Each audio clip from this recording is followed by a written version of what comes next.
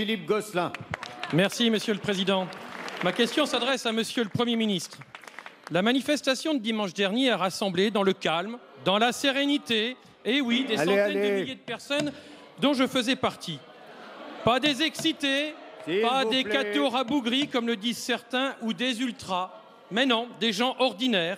Une manifestation pacifique, n'en déplaise à ceux qui espéraient un bazar sans nom. Une force tranquille, comme on aurait dit au XIXe et peut-être plus sûrement au XXe siècle. Au fond, c'eût été si arrangeant de pouvoir parler des casseurs, des racistes et d'annoncer un nombre impressionnant de gardes à vue, mais rien de tout ça. Dommage pour les coups de menton sans doute de M. Valls.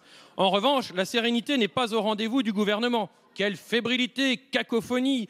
Monsieur Valls, vous savez, le nouveau ministre de la Famille, annonce qu'il n'y a pas de disposition sur la PMA, que le gouvernement refusera tout amendement. Madame Bertinotti n'était même pas au courant et l'hommage que vous lui avez rendu il y a quelques instants, Monsieur le Premier ministre, est bien tardif.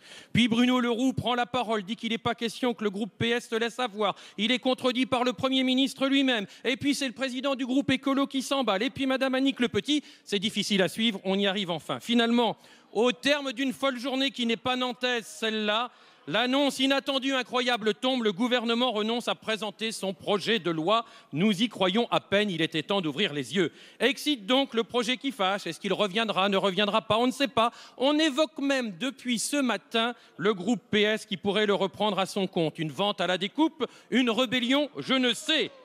Monsieur le Premier ministre, allez-vous remettre de l'ordre dans votre majorité? Si tant est que vous en soyez encore le chef, on peut se poser la question. Allez-vous cesser, car il y a encore des sujets de fâcherie, le genre en particulier, de vouloir déstructurer la société et enfin vous concentrer sur ce qui fait l'attente des Françaises et des Français, c'est-à-dire la lutte contre la crise et la lutte contre le chômage.